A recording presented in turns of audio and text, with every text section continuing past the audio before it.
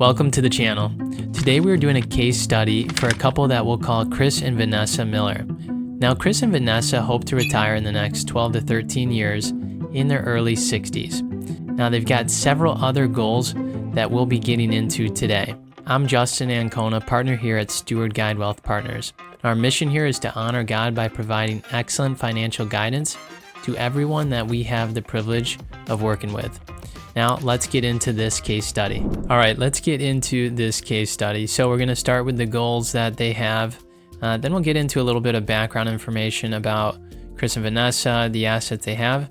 Then we'll give the planning recommendations to accomplish and start working towards the goals that they do have.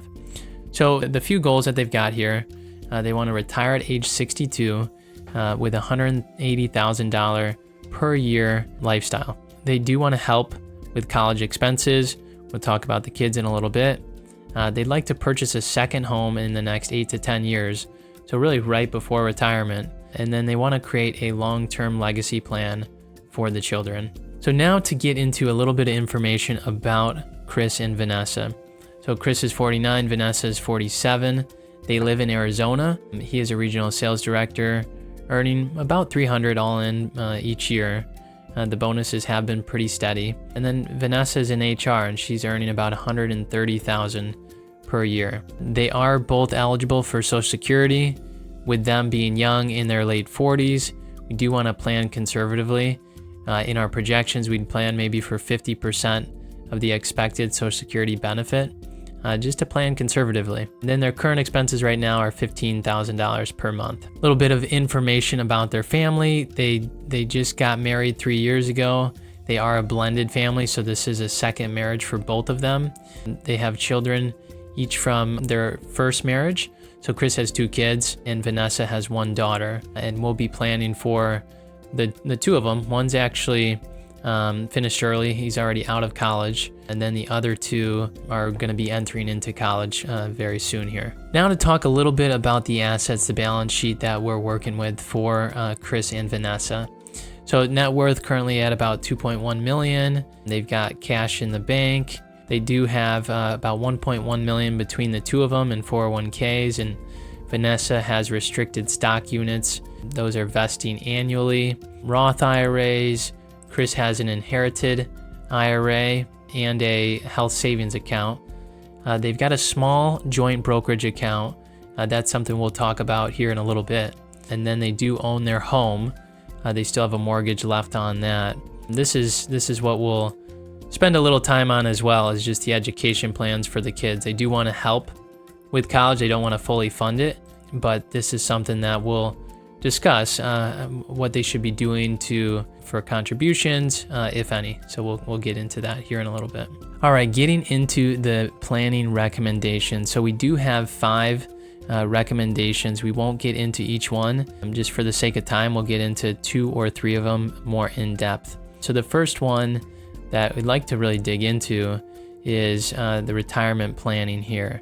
One portion of the retirement planning is the second home that they want to buy a few years before. So we'll touch on that in this topic. So again, they're looking to retire in 13 to 15 years. They have a target of $180,000. Now, right now, they're based on what they have in their accounts and what they've been contributing, they are on track. But one thing that we want to talk about is just tax diversification. Now, right now, they have most of their assets. You'll see here 85 to 90% of their assets are in tax deferred or tax-free accounts. And so we really want them to start building up this taxable bucket, not only because for tax diversification and retirement, but because they have a goal for a second home. So this will be important for them as they want to build up this bucket to have a down payment on that home. So one thing that we can start doing is we can start setting aside money each month into this joint brokerage account.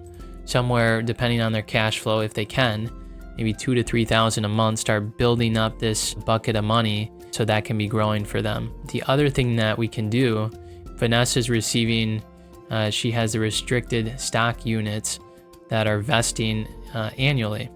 So we can use those rather than staying concentrated in that.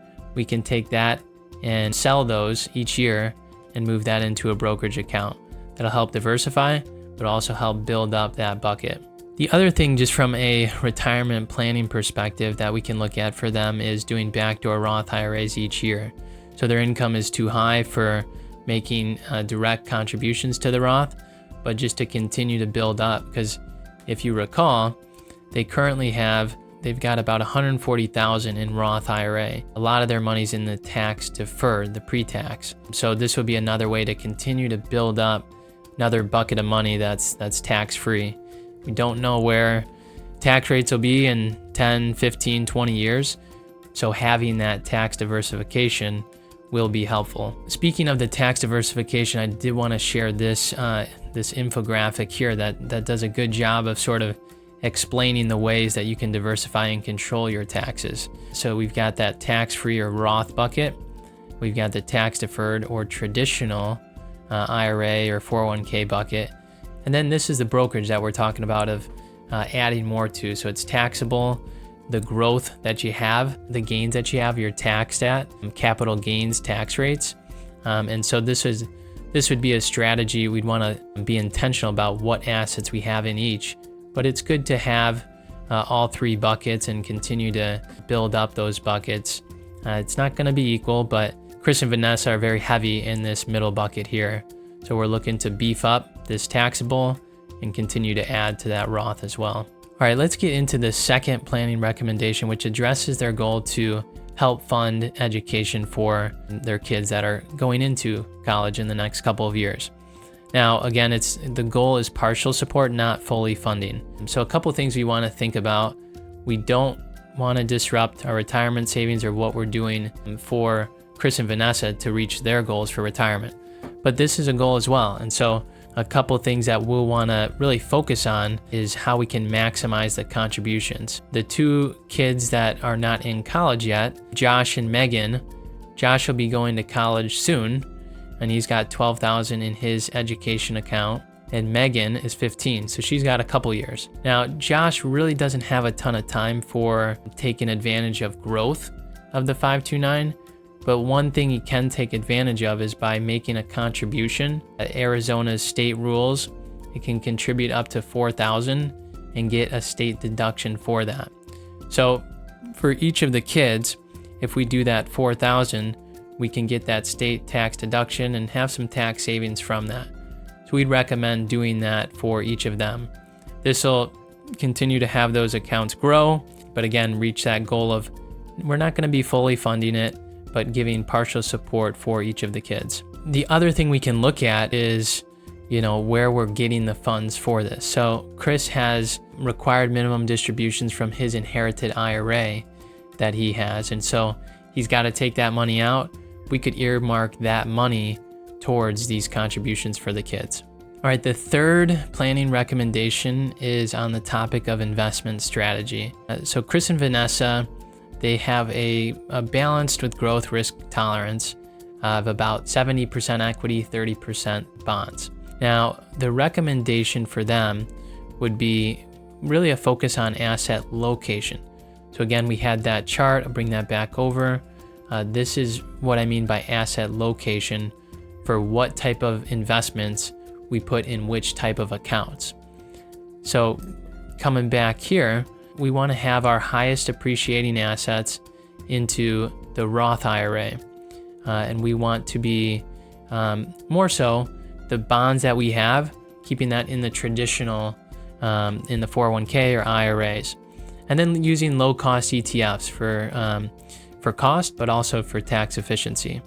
And then one thing that Chris and Vanessa at the start, they shared interest in charitable giving and their church. So one thing that we want to offer and make available if they're interested is faith-based investments.